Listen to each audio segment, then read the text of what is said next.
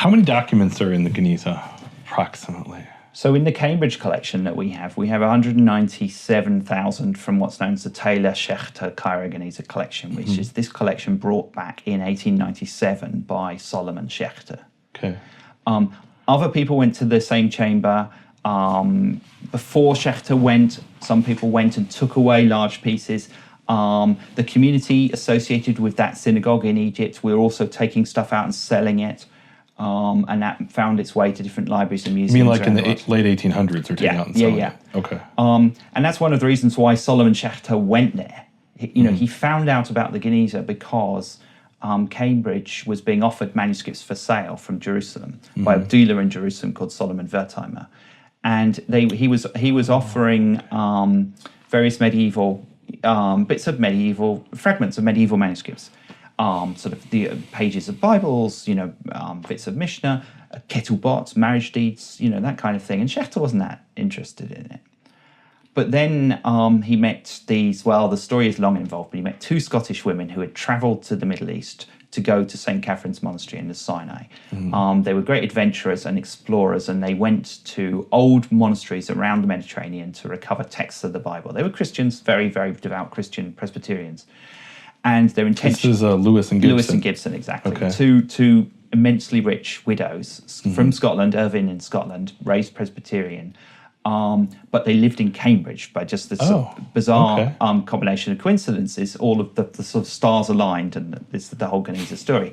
They lived in Cambridge because one of them had married a Cambridge academic. Both of their husbands, they married late in life in their 40s or something, and both their husbands were kind of weak Victorian men who died of Victorian illnesses, running for trains.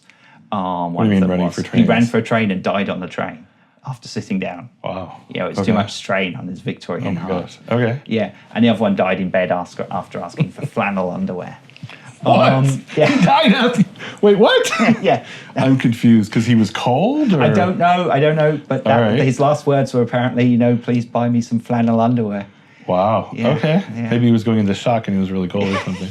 All right. So anyway, these two Scottish women who had married, one was a preacher and the other was a librarian, their husbands, and so they were associated with the university, but being women in Cambridge in the 1890s, you couldn't be employed by the university. They were very scholarly. They knew all sorts of languages from Greek to Arabic, and they travelled. And they were doing what was in vogue at the time, which was to go to monasteries and find old manuscripts with a view of improving our knowledge of the original text of the Bible. Right. That's how Codex Sinaiticus was found. Exactly. They were following in the footsteps of people like Tischendorf. Okay. Who had really kind of revolutionised the approach. That you have printed editions that we've been relying on for centuries, but how reliable are these? We should go and find the best, earliest reliable texts. The critical editions of the Bible is what we want to create.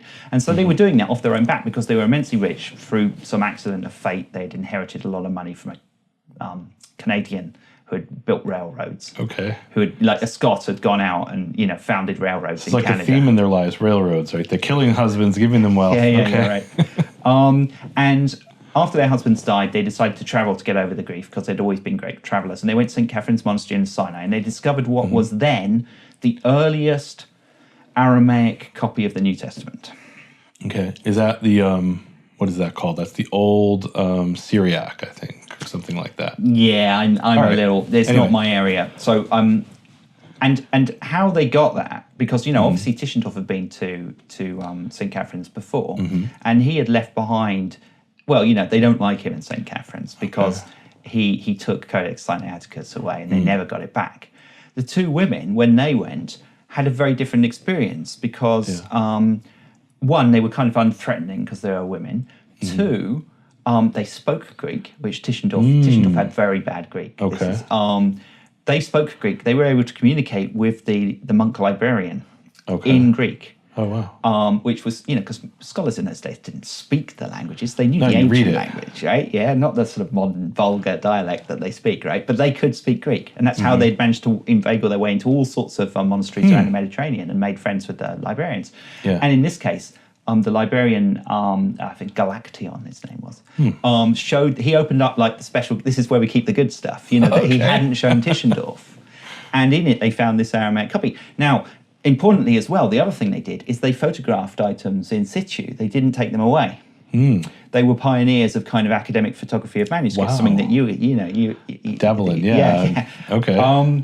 And so they came back with a whole Cambridge expedition to photograph the manuscripts Oh, wow. At St. Catherine's in at St. Sinai. Catherine's Okay. on the spot. So their goal wasn't even the Cairo, Genizah, or Cairo. It No. was St. Catherine's Monastery Yes. in Sinai. And the Genizah was just a byproduct, because whenever they passed through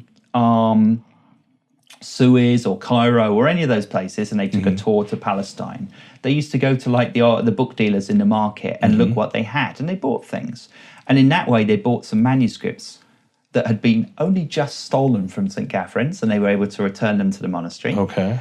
But also, they bought a whole bunch of Hebrew stuff. Yeah. Now, they could read Hebrew. They brought it back to Cambridge, like, scattered individual leaves of Bibles and that kind of stuff. And they brought it back to Cambridge in 1896, and they were in their house. They built a massive baronial mansion in the middle of Cambridge because they were so rich. Yeah. And they were in their baronial mansion looking at these, and they realized they couldn't understand what all of the pieces were. They could recognize some things, like Bibles and so on, because they knew the Bible. They could read biblical Hebrew, but they couldn't recognize other works. So they called in Solomon Schechter.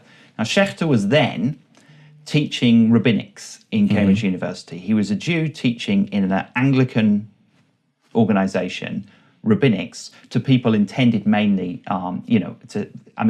Cambridge, up until then, Cambridge had been a factory for producing Anglican priests. It was modernizing a bit, but essentially, the university was still kind of like an echo of the monasteries, That's his job was. So Solomon Schechter was a professor here at Cambridge, Yes. but he was teaching clergymen or Christian clergymen? Well, essentially, yes. He was people who were learning Hebrew were essentially learning it to enter. Okay, and I'll just make a little note here for American Jews. Every American Jew I've ever spoken to about Solomon Schechter, they're like, "Oh, I know the school," right? Because there's a chain of schools in the United States called Solomon Schechter. Yeah. He is. Okay. I mean, he's so immensely famous in American Jewish circles and utterly unknown in English Jewish circles. And yet his career began here. He was essentially placed in Cambridge University to improve Jewish learning in England, right? So the Montefiore family in England had originally tried to bring over Jewish scholars, the finest Jewish scholars of Europe, to England to improve the intellectual standing of the Jews of England, right? They thought they needed one or two kind of tentpole scholars, like to bring up the whole.